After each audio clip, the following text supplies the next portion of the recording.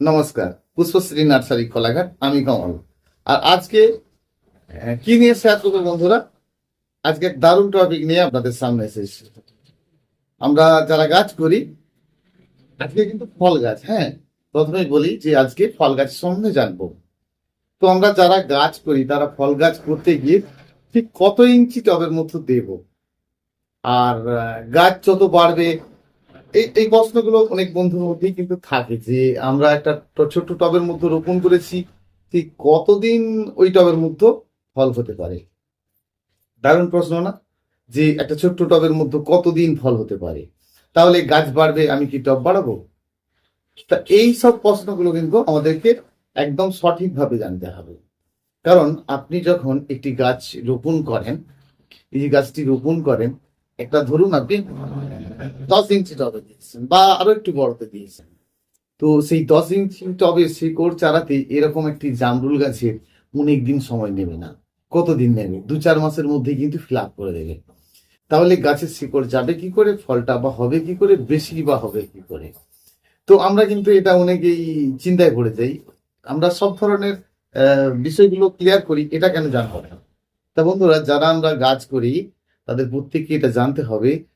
বিশেষ করে অনেকে কি করেন যে ছাদের উপরে অনেক ওভারলোড দেব না, সেক্ষেত্রে কি করতে হয় না, ছোট টবের মধ্যেই কিন্তু আপনাকে গাছটি রোপণ করতে হয়।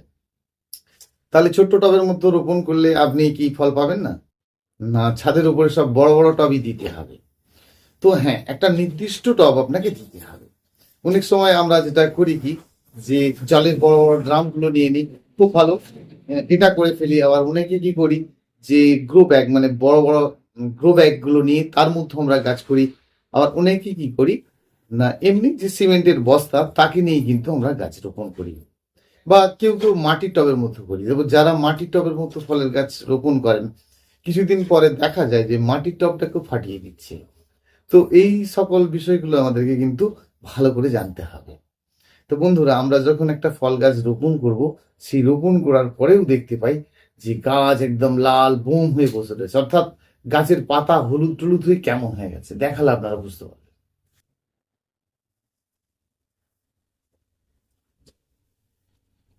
তা আপনি এরকম একটি কমলা লেবুর গাছ রোপণ করেছেন, করার পরে দেখছেন যে গাছের পাতা সব হলুদ হয়ে একদম খাড় খাড় হয়ে রয়েছে। তো আপনি যখন গাছটা কিনে নিয়ে যাচ্ছেন, তার বয়সটা কত ছিল? এটি কিন্তু আপনাকে সর্বপ্রথম জানতে হবে। আপনি একটু সুস্থ শৌখিন গাছ, বেশ বয়সের গাছ কিনবেন, আর সেজন্য আপনাকে কি করতে হচ্ছে, 1 বছর 2 বছরের গাছ আপনাকে কিন্তু যে কোনো নার্সারি থেকে দিচ্ছে।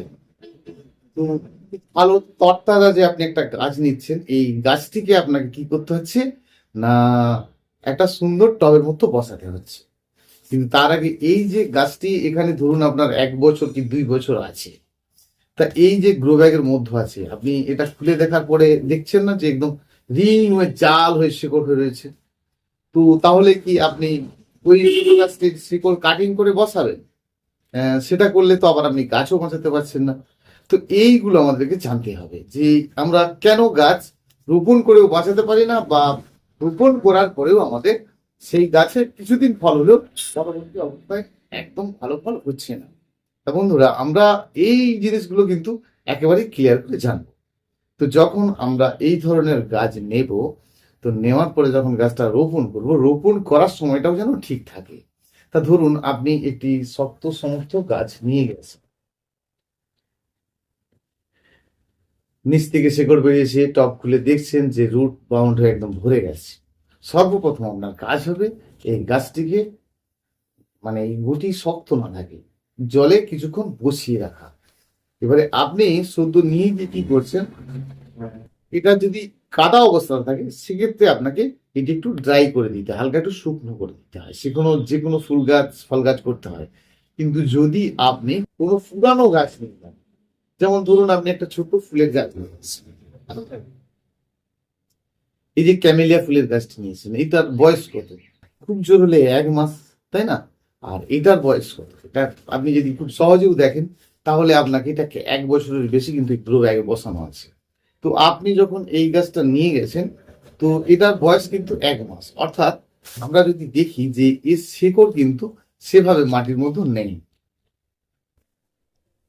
আছে কি নেই?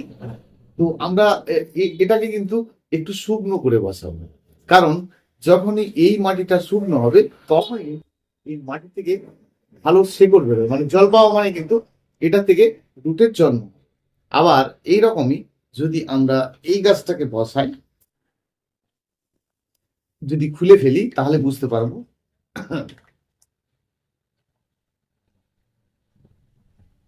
দেখুন চারিধারটা একদম জাল হয়ে শিকড় ধরে রয়েছে, কালো কালো শিকড় দেখুন জাল হয়ে কিন্তু ধরে রয়েছে।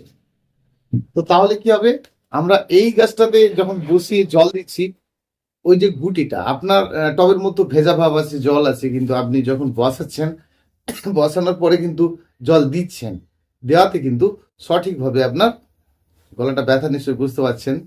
কয়েকদিন এই শরীরটা খুব একটা ভালো নেই, তো সেই জন্য মাঝে মাঝে কাশি হচ্ছে, দেখতে পাচ্ছেন। তো আমরা যখন এই গাছগুলোকে বসাই, বসানোর পরে দেখি যে কি হচ্ছে না, গাছটি ধীরে ধীরে ধীরে ধীরে সমস্ত পাতা হলদে হয়ে মারা যাচ্ছে, এরকম সব হলুদ হলুদ হয়ে মারা যাচ্ছে। তো বন্ধুরা, যারা এইরকম আমরা বসাবো, সর্বপ্রথম কিন্তু যদি পুরানো গাছ নিয়ে যাই, তাহলে সেটা কি করব, জলে একটু বসিয়ে রাখবো। আর রাখলে কি হবে, তাতে এই গাছটির সঙ্গে সঙ্গে স্ট্রং হয়ে যাবে। তারপরে কিন্তু আমরা ওই গাছটির সাইড তার কিছু পারলে শেকড় কমাতেও পারি, যদি গাছটা খুব বড় না হয় তাহলে সাইডের শেকড় আমরা একটু কাটিং করে বসাতে পারি। কিন্তু যদি দেখি গাছটি মোটামুটি হাইটের, ধরুন 1 হাত 1.5 হাত গাছ রয়েছে, মানে 2 ফিটের মধ্যে রয়েছে, তাহলে কিন্তু এই গাছটা ভুল করে করতে যাবেন না। কারণ খুব পুরানো গাছ হলে সেক্ষেত্রে আপনাকে একটু সাইড কার কাটিং করে টবের মধ্যে বসাতে হয়। কিন্তু যখন আপনি 2 হাতের মতো গাছ নিচ্ছেন, টবে বসাবেন মানে তো এর থেকে বড় নিচ্ছেন না।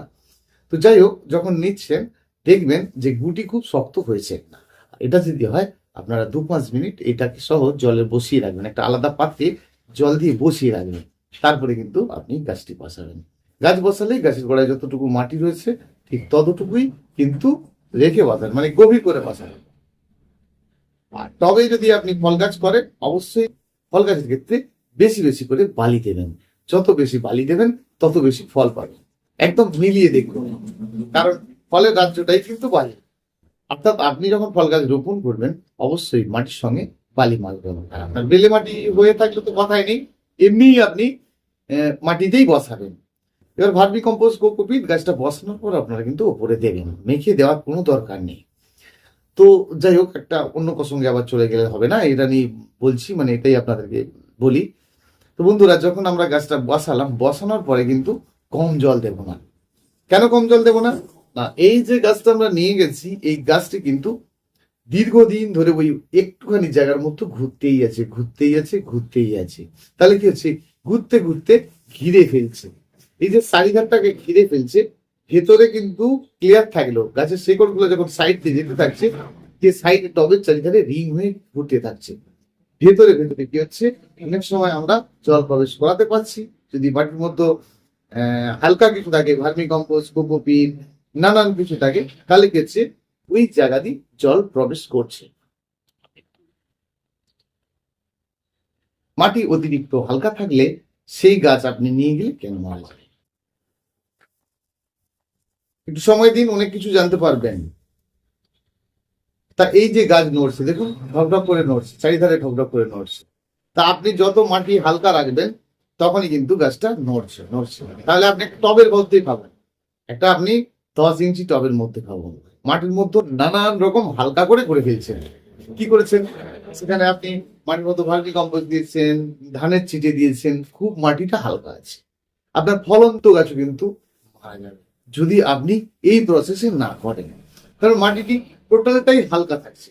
ফলে কি হচ্ছে, গাছ কিন্তু সবসময় হাওয়া বাতাসে দুলছে, হাওয়া বাতাস বন্ধ নেই আপনার জন্য, কম হলেও কিন্তু গাছের পাতায় হাওয়া দিচ্ছে। তো এইভাবে যে হাওয়া বাতাসটা পাচ্ছে, আর গাছের গোড়াতে ধীরে ধীরে ধীরে ধীরে ধীরে ধীরে তলাঘাট পর্যন্ত জলটা প্রবেশ করছে। ফলে কি হচ্ছে, একটি একটি করে শেকড় ধীরে ধীরে ধীরে ধীরে কিন্তু খারাপ হতে থাকছে। ফলে কি হচ্ছে, হুট করে আপনার ফলন্ত গাছও কিন্তু মারা যাচ্ছে। তাহলে বন্ধুরা, মোটামুটি বুঝলেন যে যদি আপনি হালকা ফুলকা সহ গাছ নিয়ে নেন, একটা গাছ কিনে নিলেন, দেখছেন যে টবের মাটি, মানে যে গাছটা নিয়ে গেছেন মাটি ভুরভুরে হালকা, সেই গাছটিকে নিয়ে গিয়ে আপনি কি টবের মধ্যে বসালেন, বসানোর পরে গাছটি কিন্তু মারা গেল। আবার আপনি শক্ত সমর্থ গুটি যুক্ত একটি গাছ নিয়ে গেছেন, পুরানো গাছ, গাছটা আপনাকে ভালো দেখে দিয়েছে, কিন্তু প্রসেসটা ঠিক জানা নেই, সেই জন্য কিন্তু এই সমস্যাটা হচ্ছে। নিশ্চয়ই আমরা ক্লিয়ার? তাহলে আমরা এরকম পুরানো শক্ত সমর্থ গাছ নিয়ে যাই, পাতা হলদেটে হলদেটে ভাব হয়েছে, তাহলে সেই গাছটাকে কিন্তু আমরা কি করব না, জলে কিছুক্ষণ দিয়ে বসাবো। শুধু ছোট ছোট গাছ যখন নিয়ে যাব, সদ্য নতুন গাছ, 2 মাস 4 মাসের গাছ, মাটি ক্যাটক্যাট করে নরম তপতপ করছে চারিধারে, তাহলে সেইটাকে কিন্তু আমরা গুটিটা শুকনো করবো। তাহলে শুকনো কোথায় করব বুঝেছি, জলে কাকে রাখবো বুঝেছি। তাহলে এটা এখনো বুঝতে পারলাম না যে গাছেরটা নড়তেই আছে, দেখুন নড়তেই আছে, তার মানে এই মাটিটা কিন্তু হালকা আছে, আর এখান থেকেই আপনার টবের মাটি নির্ভর করছে।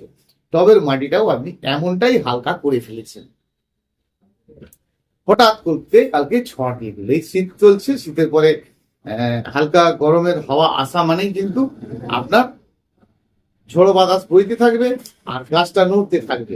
কি হয় আপনাদের, বড় বড় কোকিনবিলের গাছ পড়ে যায়, ভালো ভালো ফল গাছ ফলন্ত অবস্থায় মারা যায়। কেন মারা যাচ্ছে না?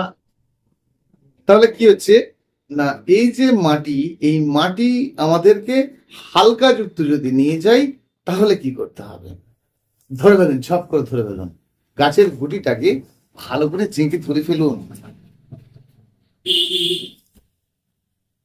আচ্ছা, ছোট গাছ দিয়ে বলি বুঝবেন, ধরে ফেলুন গাছটাকে, এভাবে ধরে ফেলুন। ধরে কি করবেন, এমন করে জাগবেন না, এরকম জাগবেন না, এরকম ধরবেন। দেখুন, শিক্ষণীয় ভিডিও, জানতে পারলে, একবারই জানলে সব সময় চলতে থাকবে।